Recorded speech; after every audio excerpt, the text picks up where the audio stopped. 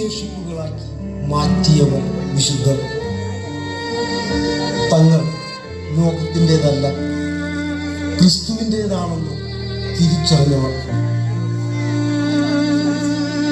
ഈ വിശുദ്ധരുടെ ജീവിതങ്ങളെ നമുക്ക് മാതൃകയാക്കാം.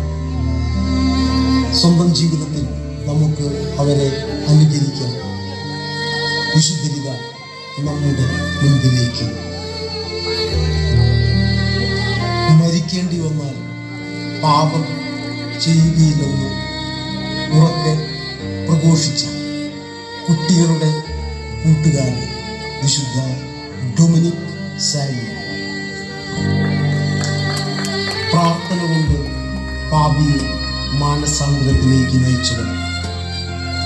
4 ചൂരുകൾക്കുള്ളിൽ നിന്നും ആഗോള കത്തോലിക്കാ സഭയുടെ മിഷൻ പ്രവർത്തനങ്ങളുടെ മധ്യസ്ഥയായി മാറിയവർ വിശുദ്ധ കൊച്ചു ത്രേസ്യ.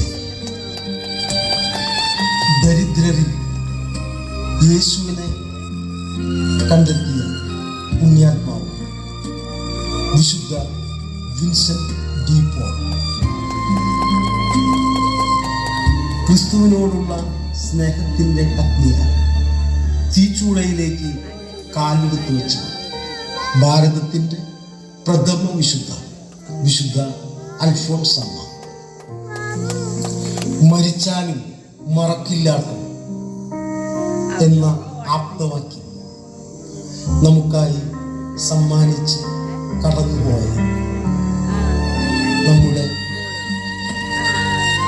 തൃശ്ശൂരിൻ്റെ പ്രിയപ്പെട്ട വിശുദ്ധ ഏവുപ്രാസൻ സൈബർ ലോകത്ത് വിശുദ്ധിയുടെ പരിമളം പരത്തിയ 21ാം നൂറ്റാണ്ടിൽ ന്യൂജൻ വിശുദ്ധ കാർലോ അക്വിറ്റിസ്.